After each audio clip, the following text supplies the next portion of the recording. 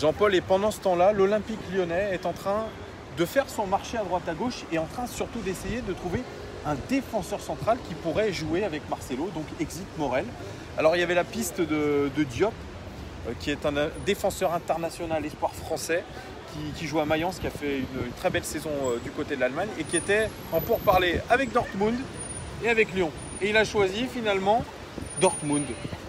Alors, pour tout te dire, j'ai regardé des vidéos de ce joueur que je ne connaissais pas forcément très bien. C'est un super joueur, très très véloce, très grand, très véloce et qui a surtout une qualité de pied gauche incroyable, des transversales magnifiques, des relances très belles. Quel âge il a?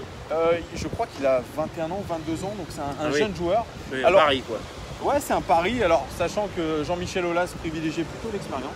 Ouais, donc il est toujours comme d'habitude, il est cohérent. Pas très cohérent, notre ami Jean-Michel Aulas. Et apparemment, Diop a été trop gourmand financièrement. Donc, ça s'est pas fait. Il a appelé personnellement Jean-Michel Aulas pour lui dire que c'était pas possible. Donc, nos amis lyonnais, dont Florian Maurice, ils sont maintenant plutôt mis sur la piste Dédé. Rien à voir avec Didier Deschamps. Dédé, c'est un international brésilien qui était dans la liste des 35 présélectionnés pour la Coupe du Monde du côté du Brésil. Il joue à Cruzeiro. Ah. Et lui, il a 29 ans, donc plus expérimenté. Et il n'a jamais fait un petit aller-retour en Europe? Non, pas du tout. Okay. Ça serait sa première expérience en Europe à 29 ans. Alors, bon, il parle de lui comme un nouveau Chris. Alors moi, j'ai vu ses vidéos à ce Dédé. Bon, rien de vraiment très très impressionnant. Un mec qui prend une tourelle qui prend tout de la tête, mais je crois qu'on a déjà Marcelo pour ça. Pas forcément très rapide, mais on a Marcelo aussi pour ça. Bon, moi je vois pas trop l'intérêt, sachant qu'on s'intéressait à lui déjà en 2011.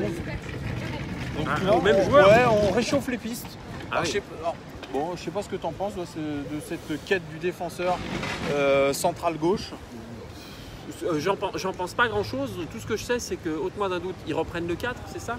Ils reprennent le 2 juillet. Le 2 juillet. Ouais. Ah oui, ça va vite. Il faut qu'on boucle déjà les arrivées assez rapidement pour créer un groupe en vue de la Ligue des Champions déjà. Hein.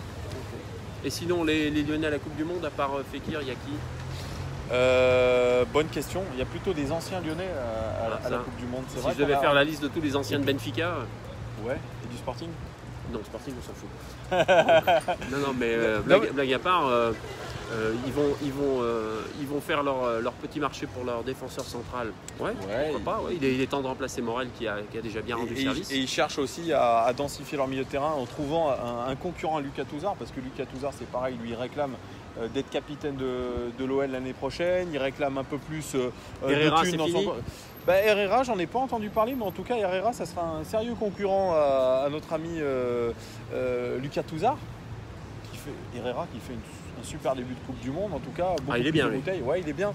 Mais j'ai pas entendu d'autres pistes. En tout cas, c'est assez faible. Là, je crois que les Florian Maurice et Jean-Michel Aulas tâtonnent. Donc, ils sont un peu dans tous les stades de Russie pour essayer de voir s'ils ne pourraient pas récupérer un potentiel talent. Pour l'instant, pour une fois, on n'a pas le choix. On va leur faire confiance. On part du principe que si c'est discret, c'est plutôt bon signe, plutôt que faire beaucoup de com qui finalement n'aboutit en général pas à grand-chose. La piste Jean-Michel Aulas, pardon. La piste Hatem Ben Arfa, bon, pour l'instant, elle est au point mort. La piste d'un attaquant en remplacement peut-être de Mariano, c'est pareil, c'est au point mort. Bon, ce serait le même profil avec quelqu'un prêté? Ouais, avec quelqu'un prêté ou alors un jeune joueur ou quelqu'un d'expérience, on ne sait pas. Le mercato est assez flou. On ne sait toujours pas si Fekir part ou reste. Fekir, il devrait pas rester. Il devrait pas rester. Je vois pas comment ça pourrait être autrement dans le sens où il y a un gros billet à prendre. Donc la Ligue des Champions, il ira la jouer ailleurs. Alors Aulas a fixé son prêt à 70 millions quand même. Hein. Ouais. En disant, en lâchant peut-être une information ou pas, qu'il était suivi par le Real Madrid. D'accord. Pour jouer à la place de qui, comment Non. Pour moi, voilà. Aujourd'hui, on est dans le flou côté Olympique Lyonnais, tant au niveau des départs. Pareil, Raphaël, qui devait partir du côté de Beşiktaş, les négociations ont été rompues, donc il reste chez nous pour l'instant. Donc on est dans le flou, on sait juste que Léo Dubois et Martin Terrier sont arrivés à bon port et seront prêts le 2 juillet.